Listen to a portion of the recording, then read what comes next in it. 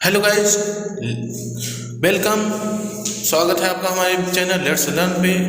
आज हम लोग मध्यकालीन इतिहास के बारे में अध्ययन करेंगे जो यूपी पीसीएस प्रीलिम्स 2022 के लिए महत्वपूर्ण है। तो हम लोग प्रारंभ करते हैं लोधी वंश से, जो कि सल्तनत काल का अंतिम वंश था। देखते हैं लोधी वंश। इसकी सबसे महत्वपूर्ण स्थापत्य है मोट की मस्जिद, जिसे सिकंदर लोधी ने बनवाया था। सिकंदर लोधी ने 1504 में आगरा की स्थापना की थी और उसे अपनी राजधानी बना लिया था। सैयद और लोधी वंश के मकबरों का काल कहा है। पर्सी ब्राउन ने कहा है कि सबसे ज़्यादा जो मकबरे बने हैं वो सैयद वंश और लोधी वंश में बने। सिकंदर लोधी का मकबरा बनाया गया था 1517 में।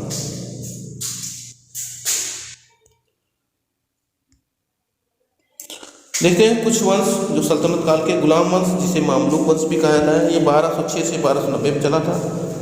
84 साल शासन हुआ। कुतुबुद्दीन ऐबक पहला शासक था और अंतिम शासक था कैमोर्स। देखिए, प्रथम और अंतिम शासक यहाँ हम देख लेते हैं, जो कुछ महत्वपूर्ण अगर बातें हैं तो विशेष में देखेंगे। इसके समय में 1286 में सिंहदेव ने कश्मीर को एक स्वतंत्र राज्य के रूप में स्थापित कर लिया था। गुलाम वंश के समय में 1286। उस समय कौन से वंश का शासन था? तुगलक वंश।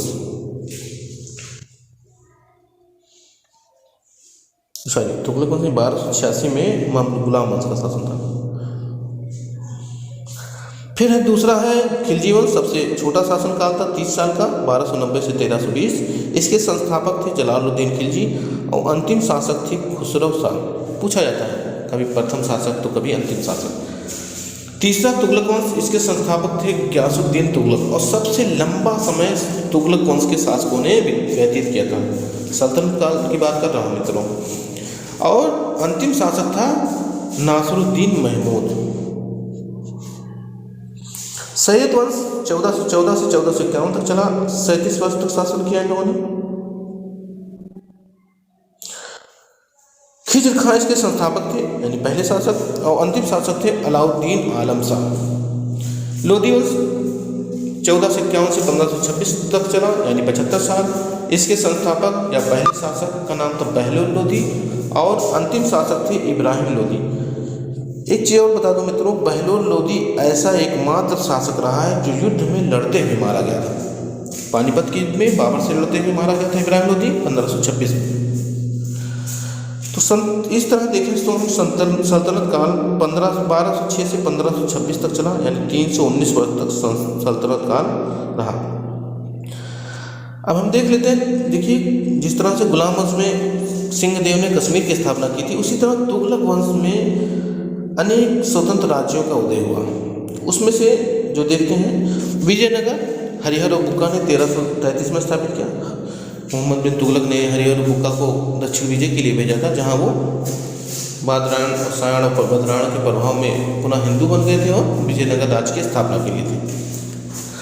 बंगाल में शमसुद्दीन इलियास शाह ने बंगाल को स्वतंत्र राज्य बना लिया।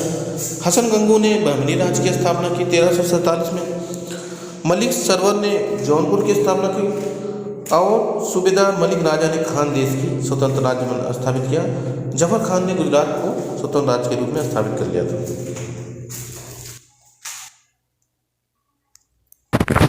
सल्तनत काल में लगान संबंधी विवादों पर निर्णय करने वाला जो अधिकारी था वो था मुंसिफ या अमीन। जैसे लेखपाल होते हैं तो सल्तनत काल में उनको मुंसिफ या अमीन रहे। 14वीं सदी में कश्मीर में जजिया कर लगाया था सुल्तान सिकंदर ने कश्मीर में, और जजिया कर को हटाया जिसने था जैनुल आबदीन ने। जौनपुर के सरकी शासकों के स्थापत्य कला की विशेषता थी कि यहाँ के जो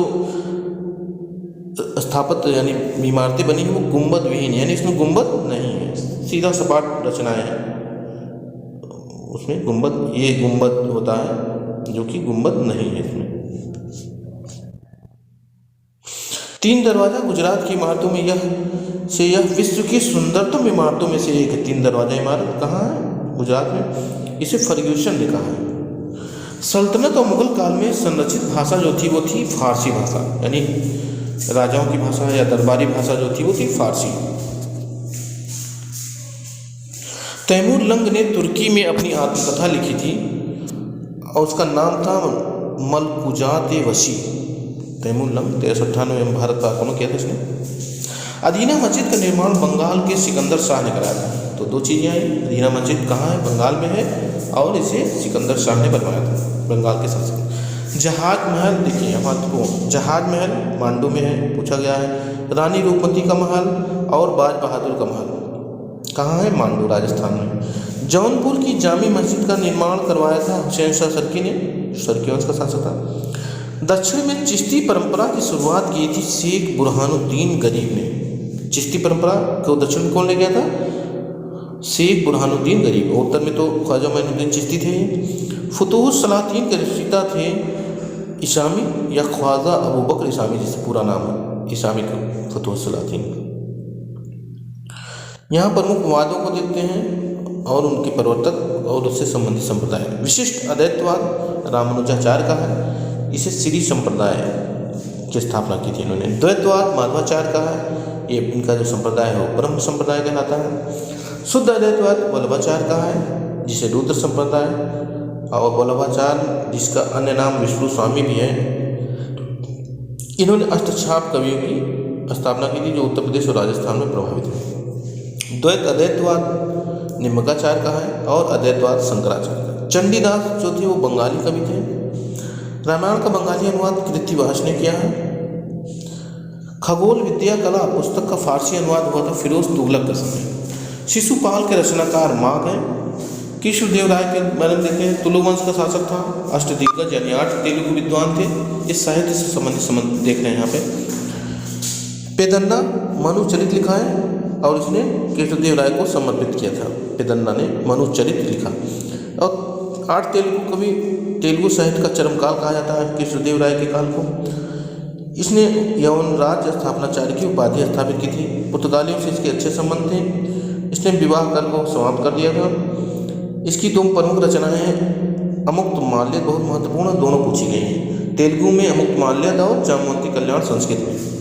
तो ये पूछा जाता है कि कौन सी रचना संस्कृत में है, तो 4 ऑप्शन में रहता है, तो जामवंती कल्याण संस्कृत में। विवाह कर समाप्त कर दिया था इसने, ये हो गया। लगान 1/10 भाग कर दिया था, किसने बताया है, नूनी जी ने कहा है।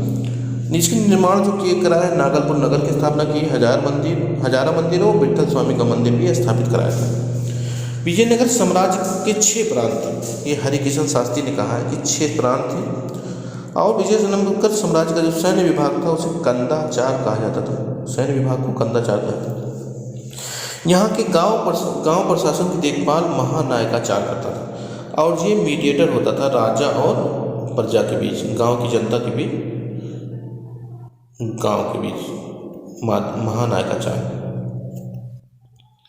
वहदतुल वजूद का सिद्धांत इब्न उल अरबी ने दिया था। वैष्णव संप्रदाय का पहला लोकप्रिय धर्म प्रचारक था रामानुजाचार्य। 8वीं सदी का सूफी संत था मंसूर हल्लाज, जिसने स्वयं को अनल हक कहा था। प्रमुख पुस्तक और उनके लेखक देखते हैं। लुआतो उल अल्लाह नूरुद्दीन मोहम्मद औफी का है। तबकात नासरी मिनाजुल सिराज का है। फतवा जहादारी जयाउद्दीन बरमनी की है। तारीख़ मुबारक शाही याह्या बिन अहमद सरहिंदी की है। फुतूह सलातीन इसामी की है और रसमाला सोमेश्वर की है। साहित्य को हम देख लें, सल्तनत काल के साहित्य या रचनाएं।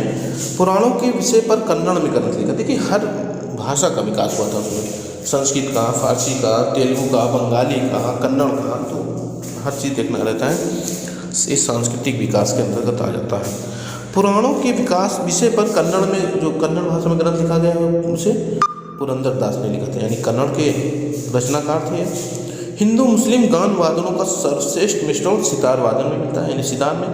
इस्लामी इतिहास में सर्वप्रथम सुल्तान की उपाधि किसे मिली थी? गुजनबी को। पूरे अगर इस्लामी इतिहास को देखा जाए तो गजनबी को सबसे पहले सुल्तान की उपाधि मिली थी और इसे दिया था अब्बासी खलीफा अल कादिर बिल्लाह ने। राजमहल के दरवाजे पर न्याय की घंटी किसने बनवाई थी? बलोन ने न्याय की घंटी बनवाई थी।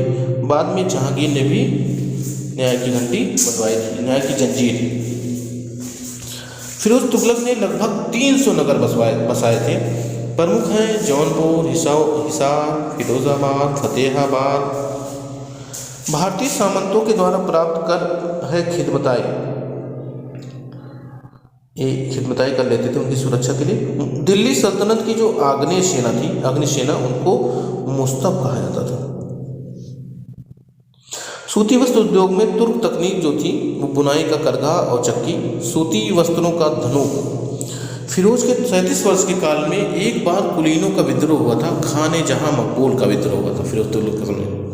साम्राज्य का विस्तार दिल्ली से पालम तक था। ये किसने कहा है, किसके समय में था? नासिरुद्दीन महमूद के समय में एल श्रीवास्तव ने कहा कि उसका शासन जो था आलम से पालम, इसको कहा जाता है।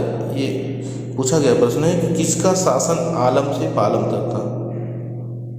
आलम से पालम तक, तो नासिरुद्दीन महमूद का शासन था। अब हम देखते हैं कुछ महत्वपूर्ण सुल्तान जिनकी माँ हिंदू थी। तो नासिरुद्दीन खुसरो गुजराती माँ थी उसकी, गयासुद्दीन तुगलक की माँ भी जाटनी थी, पंजाब की, और फिरोज शाह तुगलक की जो माँ थी वो राजपूत राजा रणमल की पुत्री थी, जो हिसार हरियाणा के राजा थे। सिकंदर लोदी की पुत्री थी, सिकंदर लोदी की जो माँ थी वो हिंदू माता थी। सिपाहियों का विवेचनात्मक भूमिका जो होती थी वो चावड़ा कहलाती थी। संप्रभुता सभी को नहीं प्रदान की जा सकती, लेकिन निर्वाचन में इसकी व्यवस्था है। किसके संबंध में है? मोहम्मद बिन तुगलक के संबंध में है। मजलिस आम यानी या मजलिस खलवत मंत्रिपरिषद जो होती थी, जैसे आजकल कल का कैबिनेट, उसे क्या कहा जाता था? कौन कौन सी थी देखते हैं। वजीर जो होता था उसकी जो परिषद होती थी उसे दीवान वजारत होता था, और उसका वित्तीय या राजस्व विभाग उसका प्रमुख होता था। अमीर कोही कृषि विभाग से संबंधित था। आरिज ममालिक लेखा से संबंधित था। सदर उस सुदूर ये धर्म से संबंधित था। दीवान रिसालत विदेश विभाग या धर्म संबंधी विभाग था। दीवान इंसा पत्राचार और रिकॉर्ड विभाग था। दीवान विचारक वित्त विभाग था, और दीवान अर्ध सैन्य विभाग था। इसकी दोनों की स्थापना अलाउद्दीन खिलजी ने की थी। दीवान कोही कृषि विभाग था, मोहम्मद बिन तुगलक ने स्थापित किया था। दीवान बंदगान दास विभाग था, फिरोज शाह तुगलक ने स्थापित किया था। दीवान मुस्तखराज बकाया वसूली विभाग था, अलाउद्दीन ने स्थापित किया था इसे। दीवान इस्तिहाक पेंशन विभाग था, इसे फिरोज शाह तुगलक ने स्थापित किया था, फिरोज ने। और दीवान बरी गुप्तचर विभाग था। मुशरिफ ममालिक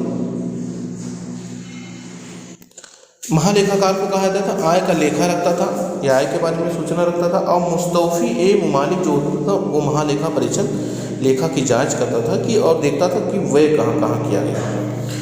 तो ममालिक जो था वो आय के विवरण, और मुशरिफ आय का, और मुस्तौफी व्यय का। चित्तौड़ किले पर किसने कहा कि हिंदुओं का स्वर्ग 7वें स्वर्ग से भी ऊंचा है? ये अमीर खुसरो ने कहा था। इक्तादार को मुक्ति कहा जाता था। जगन्नाथ मंदिर को लूटा था फिरोज तुगलक ने। अस्तबल या घुड़सवार का जो प्रधान बनने वाला अबिसिनियाई था याकूत खान, इसे रजिया सुल्तान ने बनाया था, और इसके कारण काफ़ी चर्चा में रही थी रजिया सुल्तान। पानी जो खींचने की विधि थी उसे अग्रहट कहा जाता था, और गुप्त जासूस को बरीद कहा जाता था। यादव राजा रामचंद्र को किसने हराया था? मलिक काफूर ने। अलाउद्दीन का जो सेना नायक था उसने रामचंद्र को हराया था। गजनबी ने हिंदू शाही शासक को हटाकर कब्जा किया था पेशावर और पंजाब पर। अब हम मध्यकालीन में मुगल काल के बारे में देख लेते हैं। मुगल काल की प्रमुख बातों को। राणा कुंभा द्वारा मालवा विजय किया था। कुतुबुद्दीन खिलजी पर चित्तौड़ में इसी के लाल पत्थर का बनवाया गया था कीर्ति स्तंभ। कुतुबुद्दीन खिलजी पर विजय के कारण ही राणा कुंभा ने कीर्ति स्तंभ को स्थापित किया। बाद में राणा कुंभा को उसके पुत्र ने ही हत्या कर दी थी। हुमायूं का राज्याभिषेक हुआ था 30 दिसंबर 1530 को आगरा में हुआ था। अफगान सत्ता की स्थापना 1540 में कन्नौज या बिलग्राम युद्ध जीतकर शेरशाह सूरी ने की था, जिसमें उसने हुमायूं को हराया था।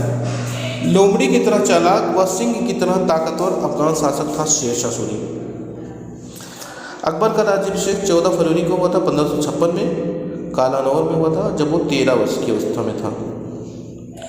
हेमू जो इब्राहिम आदिल शाह का प्रधानमंत्री और सेनापति था, हेमू, इसे हेमराज भी कहते हैं, इसे बक्काल भी कहा था। कई नाम हेमू, हेमराज, बक्काल। इसने 24 युद्ध किए थे, जिसमें से 22 में जीत विजय की थी, हासिल की थी।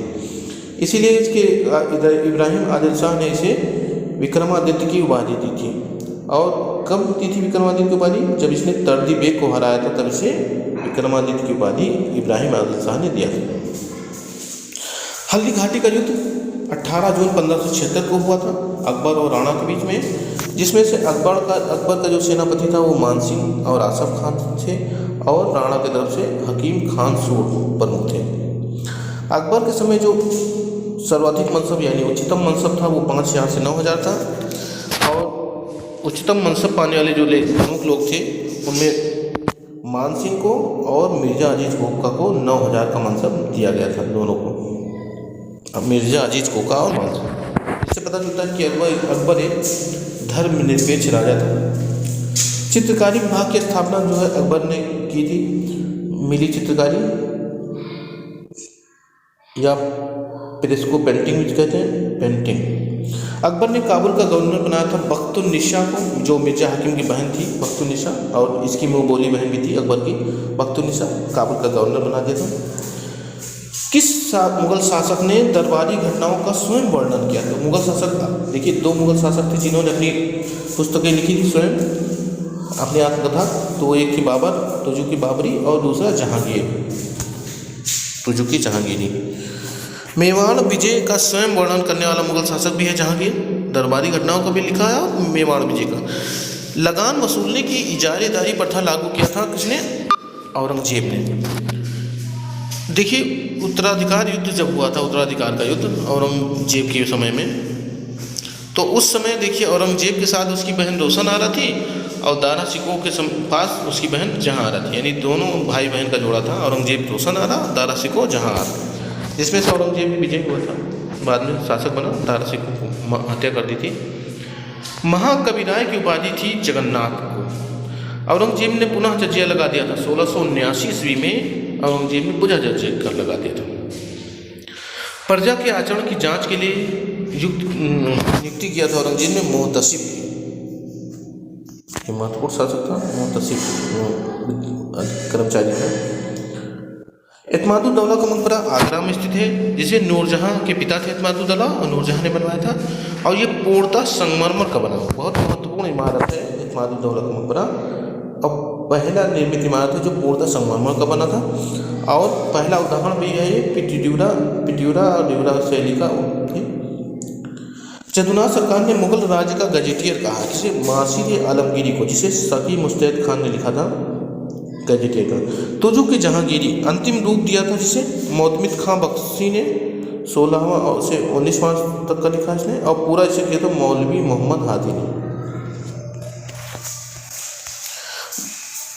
किसने कहा था कि बादशाह ने आलीशान इमारतों की योजना बनाई तथा अपने मस्तिष्क एवं हृदय की रचना को पत्थर की मिट्टी की पोशाक बनाई? बदायूं ने अकबर के लिए कहा था, अब्दुल कादिर बदायूनी ने। बादशाह और चित्रकार, देखिए किस शासक के समय में कौन से प्रमुख चित्रकार थे? तो हुमायूं के समय में मीर सैयद अली, एजाज अहमद और अब्दुल समद थे। बाद में भी हुमायूं के बाद दसवंत, इसके अकबर के समय में भी थे कुछ समय मीर सैयद अली और अब्दुल समद, और लोग मीर सैयद अली हुमायूं के बाद अकबर के समय में भी कुछ रहे, और अब्दुल समद भी रहे, जिसे अब्दुल समद को शीरी कलम की उपाधि दी थी अकबर ने। अकबर के समय जो प्रमुख चित्रकार थे वो दसवंत थे, बसामत थे, अहमद थे। मित्रों इसमें बताइएगा अकबर के समय में कौन सा चित्रकार था जो पागल हो गया था? जहांगीर, कमेंट बॉक्स में लिखिएगा। जहांगीर के समय में मनोहर, बिशनदास, अबुल हसन और मंसूर थे। तो बिशनदास को तो विदेश भेज दिया था भारत जहांगीर ने, और अबुल हसन को नादिरुज़्ज़मा की उपाधि दी थी। शाहजहां के समय में गोवर्धन, बालचंद और मीर हासिम प्रमुख चित्रकार थे। अकबर द्वारा नियुक्त राजस्व एकत्र करने वाला अधिकारी था किरोड़ी या मालगुजार कहा जाता था। आना सिक्का अकबर ने चलाया था, आना सिक्का, 1 आना, 2 आना, 4 आना, 4 आना तक बाद में हम लोगों ने भी देखा 4 आना। पहला क्लासिक युग जो था वो गुप्त काल था, और दूसरा क्लासिकल युग की बात करें तो वो मुगल काल था, स्वर्ण युग कहा जाता है। भारत में तंबाकू की खेती शुरू की गई थी पुर्तगालियों ने और जहांगीर के समय में शुरू किया था। जो अंग्रेजों का पहला व्यापारिक केंद्र था वो सूरत में था। फ्रांसीसी कंपनी की स्थापना 1664 में मछलीपट्टनम में हुआ था, जो पांडिचेरी के मछलीपट्टनम चंद्रनगर। देखिए कहाँ कहाँ हुआ था, यहाँ देख लेते हैं। फ्रांसीसी कंपनी की स्थापना 1664 में हुई थी और जो उनके व्यापारिक केंद्र भारत में थे तो वो मछलीपट्टनम, पांडिचेरी और चंद्रनगर में।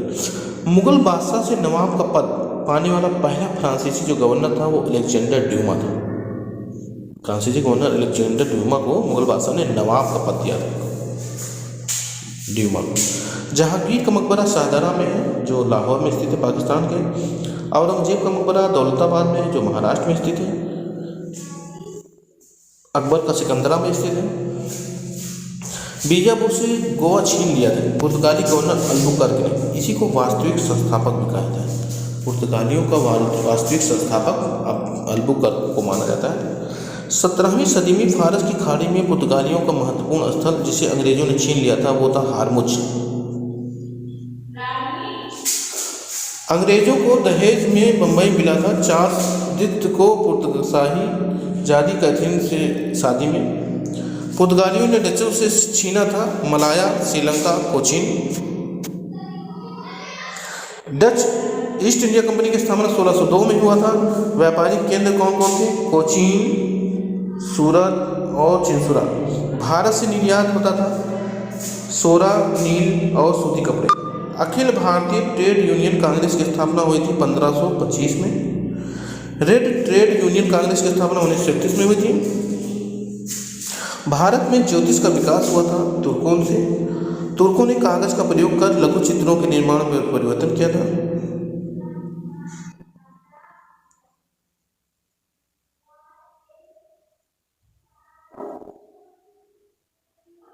आज इतना ही मित्रों। अब अगले वीडियो में हम अकबर से आगे के अध्ययन करेंगे। तो धन्यवाद मित्रों।